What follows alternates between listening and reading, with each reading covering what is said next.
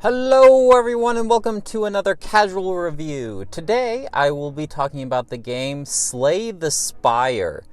And whenever I read about this game online, everyone who has ever played it just fully recommends it. You gotta play Slay the Spire, you gotta. All my gaming podcasts, there's a couple of guys that I listen to that are always touting about Slay the Spire, so I finally decided to give this a go when I could get a used copy for pretty cheap. And I think even a new copy is only about $20. I'm not quite sure about the full price of the physical, but I think the digital version is about $20 on the Nintendo Switch eShop. I pay that Switch tax because I like to be able to play games like this on the go, or any game on the go really. But this game particularly lends itself to being able to play on the go because one of those smaller pick up and play kind of styles. So what is Slay the Spire? Well, so let me try and explain this. This is a roguelite. Now from what I understand, there's an old game called Rogue something, like Rogue Legacy I think it's called. I'm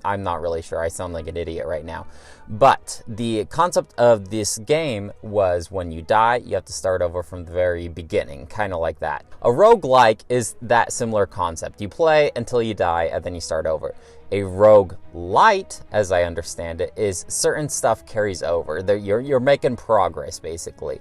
So you can kind of, if you've ever played Dead Cells, it's pretty much that same concept, where as you play along, you can unlock things that will appear in future runs. So you're not necessarily leveling up or any RPG mechanics like that, but you unlock potential rewards for the future runs as you play. So there's still progress bars as you go along. So this is a roguelite. But it doesn't play anything at all like Dead Cells. This is like a card builder. So you pick your character, there's 4 different characters, and you start with a deck with strikes, which is your basic attack, and defense, which is you gain block. And you progress through this tower, you're climbing up this tower, and you can choose your pathway that you go, and you encounter these enemies.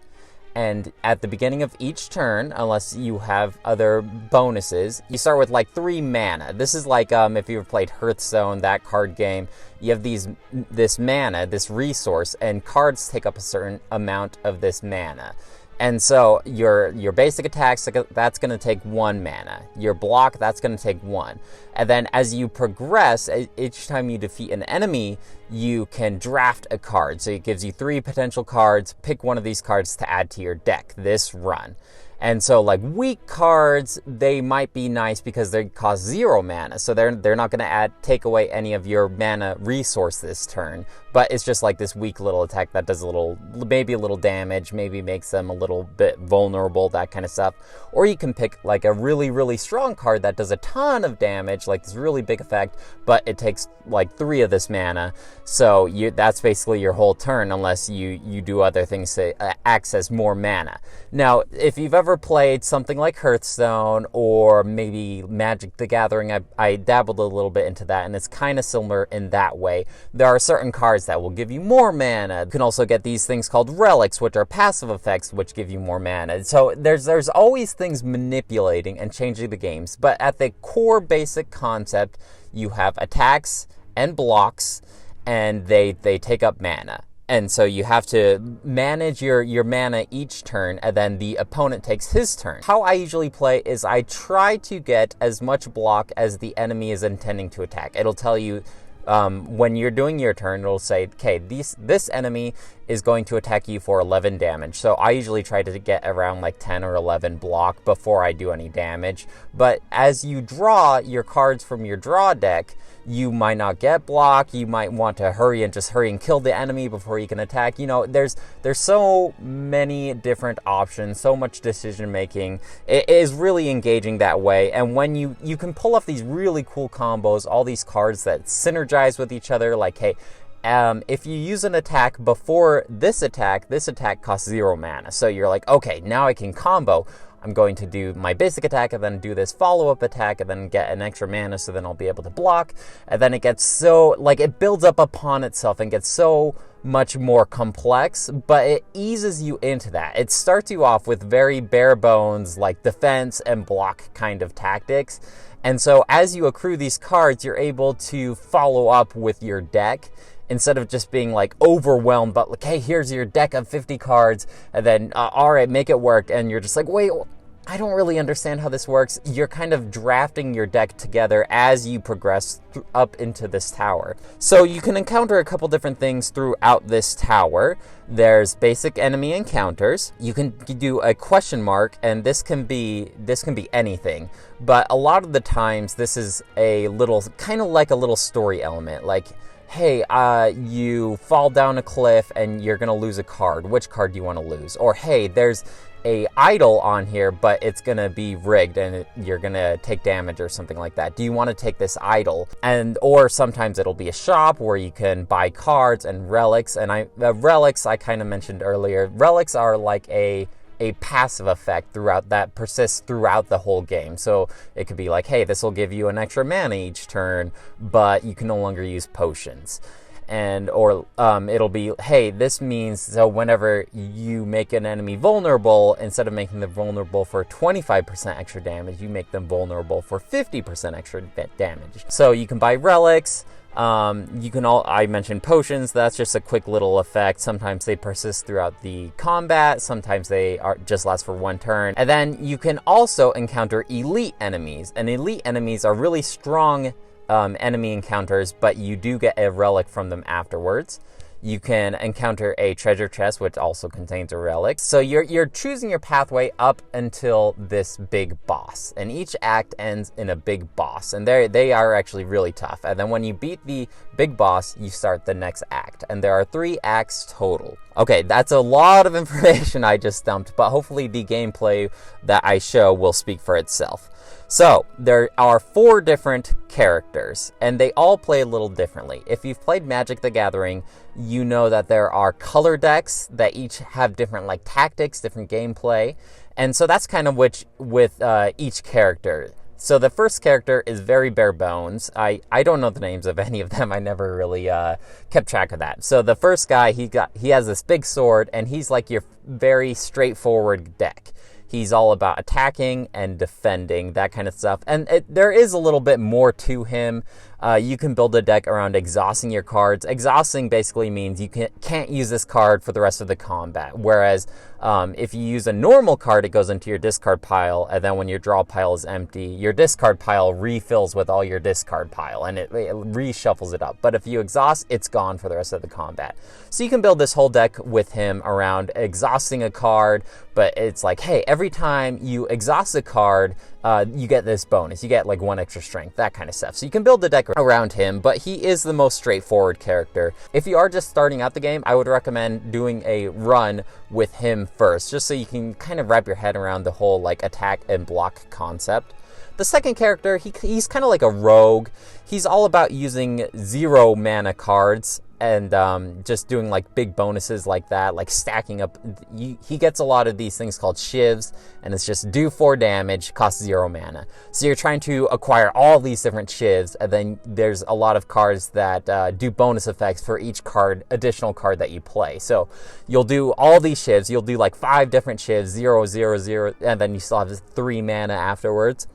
And it'll say, okay, for this, there's a card called Finisher, and it's every card attack that you play do 6 additional damage. So you do a bunch of combos that way with this guy. He also, you can do like a poison deck where at the start of the enemy's turn, they take a certain amount of damage, poison damage, and then you can do a bunch of stuff like apply poison.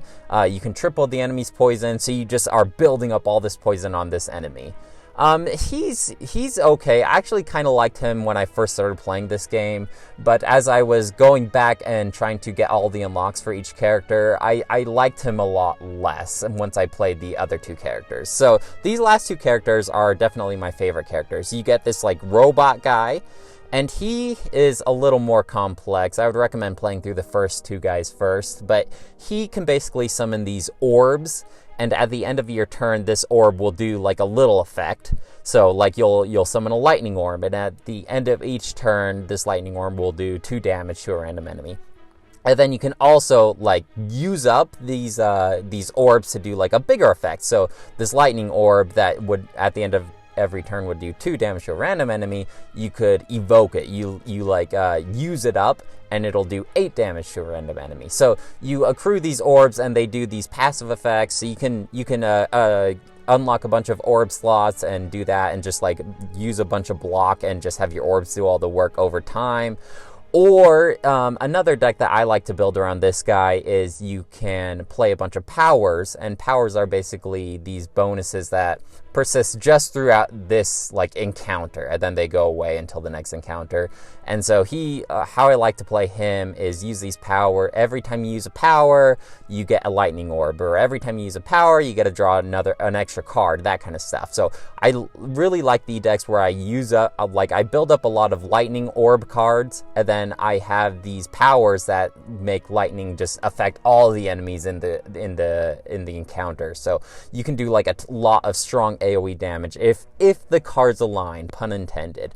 So he might be my favorite character, but the last character, she was added after the game was first launched, and she's all about stances. So you can do like this really angry stance, which makes her attacks do double damage, but you also receive double damage. So there's a lot of like risk reward that way. And then you can also switch out of this angry stance to a calm stance, and that doesn't really do anything on its own, except when you exit calm stance, you get 2 additional mana.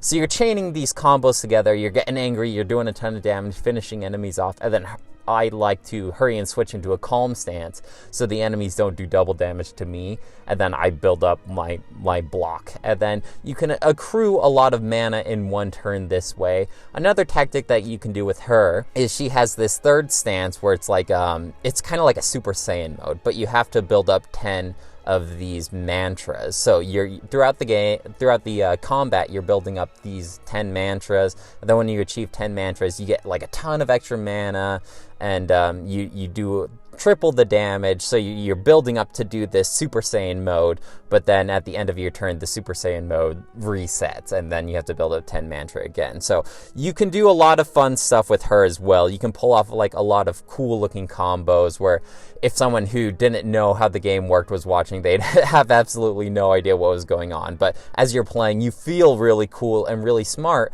when you pull off combos like this. And I think that is just the really cool thing about this game is as you're drafting this deck, you're accruing relics, you start to kind of form a tactic in your mind. Like, hey, this run is going to be all about getting these mantras. I'm just going to be building up mantras as fast as I can and doing like crazy amounts of damage. So you kind of, in your head, you're kind of forming your character each run. But each run is always different. Like, you'll be playing this rogue character, and you'll be accruing a lot of poison cards, and maybe you'll get like a relic that says, hey, we're going to add 1 additional poison at the end of each turn. So you're like, okay, I think I'm going to build like this poison run deck. So each run always feels varied. It always feels different. There's always like different things happening, and then you feel really smart when you make these plans ahead of time and you execute them with perfection. Consequently, you also feel really dumb when these things don't fold together and you don't even beat the first act, which has happened quite a lot to me. I actually beat on every character. I set this goal ahead of time. I'm going to beat the 3rd act on each 4 of these characters, and I actually did end up doing that. The 3rd character, the one with the orbs, I actually ended up doing my very first time, so I felt very proud of that, but I've never been able to do it since on him. Like I said, this is a roguelite.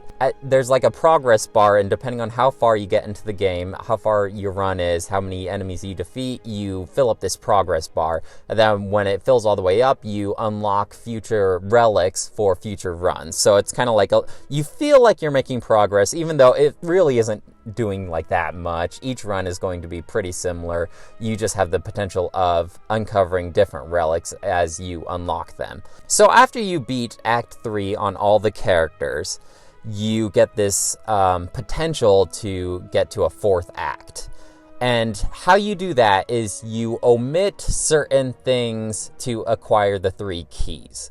So you'll get to a campfire. Oh, I forgot about campfire. I'm trying to unload all this information without making it sound too complicated, but there are also campfires, and campfires allow you to rest and heal up, or you can choose out of that and you can upgrade a certain card. And you can upgrade cards to do bonus damage, costless mana, that kind of stuff. How you get these 3 keys to get to the 4th act is you have to add a campfire instead of resting or upgrading a card. You get a key.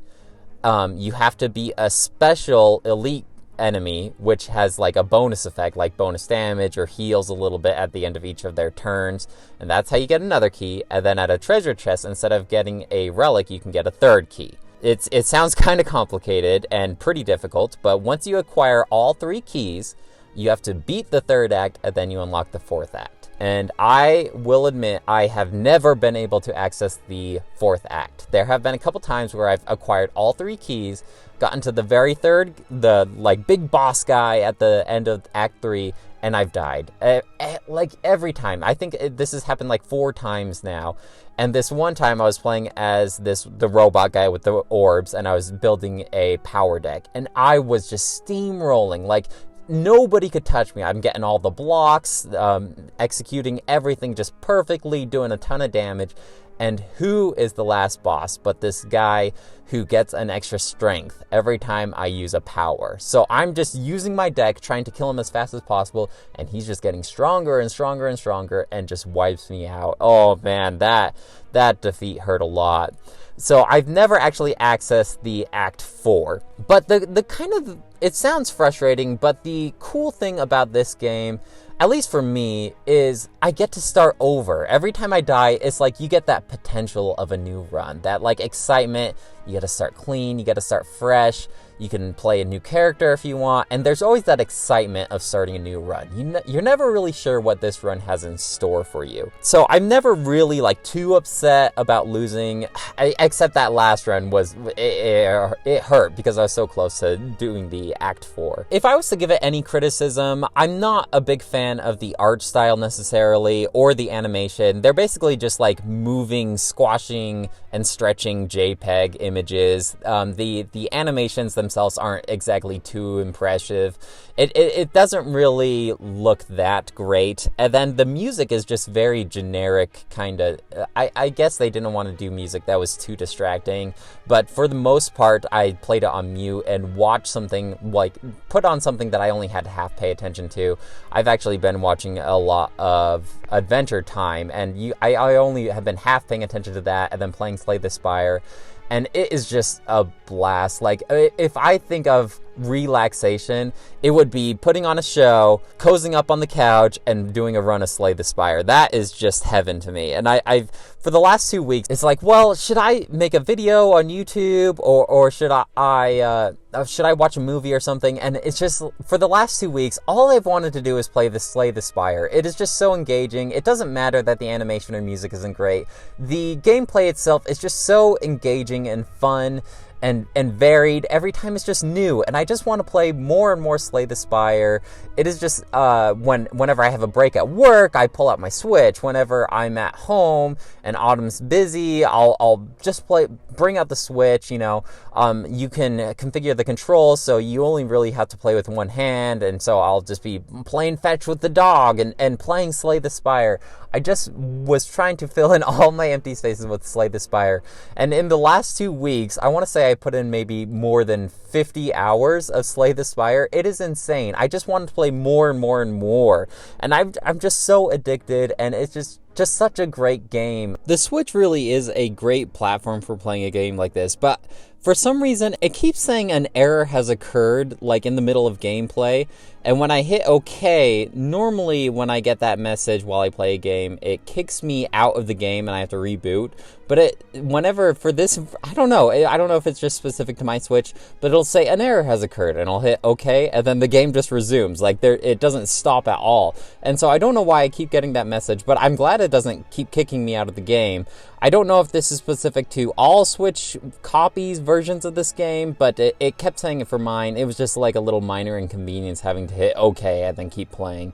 Otherwise, no complaints about the Switch version of this game. I would definitely recommend playing it on that, because it really lends itself to playing on the couch while you're watching something. Also, this complaint is pretty specific to me, I'd say, with how much I have been playing this game over the last 2 weeks, but I really wish there was a different variation of enemy encounters, and bosses, really.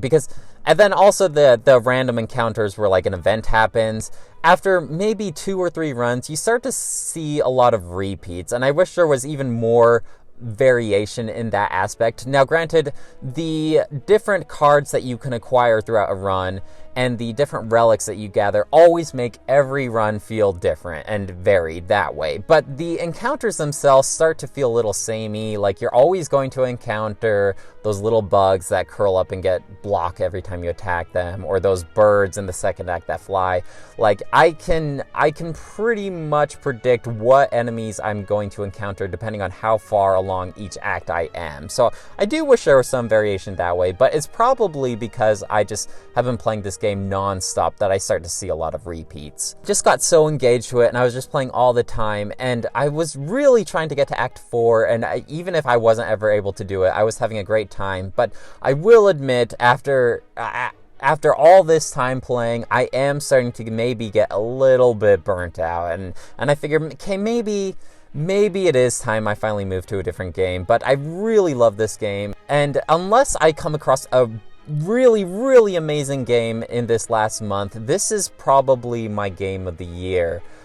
Throughout, of all the games I played this year, of all my casual reviews, I have to say this is my game of the year. I can't see any other game topping it in December. It is just that fun, you guys, and I know I'm not doing a really great job selling it, but if you have the $20, if you see this game on sale, I'm sure there's a good Black Friday sale on this game, I would wholeheartedly recommend picking it up. And even if you don't like deck building games, I think you will get a lot of enjoyment out of this game. And even if you're not that big on roguelites, this is different enough that you will have a great time with it. I'm seriously not overstating how fun and engaging and varied this game is. So I guess I kind of do like that I always have that challenge looming over me to access Act 4.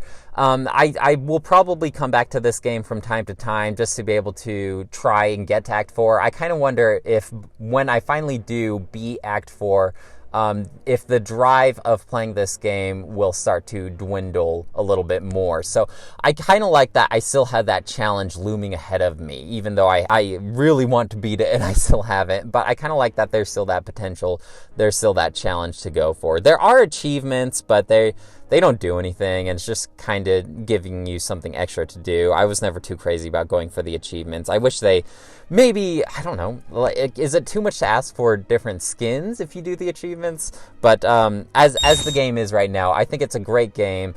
Definitely 5 out of 5, game of the year. It's just amazing, guys. Seriously, play it. Well, that should be it for now. I appreciate you guys listening. I apologize I haven't done a casual review in a while. Like I said, I've just been playing the heck out of this game, so maybe I'll do something a little shorter next time, and I'll come out with a casual review sooner rather than later. But as for now, let me know your experience playing through Slay the Spire. Do you have any tips or tricks for me to get to Act 4? Who's your favorite character? Do you have any questions about this game? If you haven't played it, I'd be happy to answer.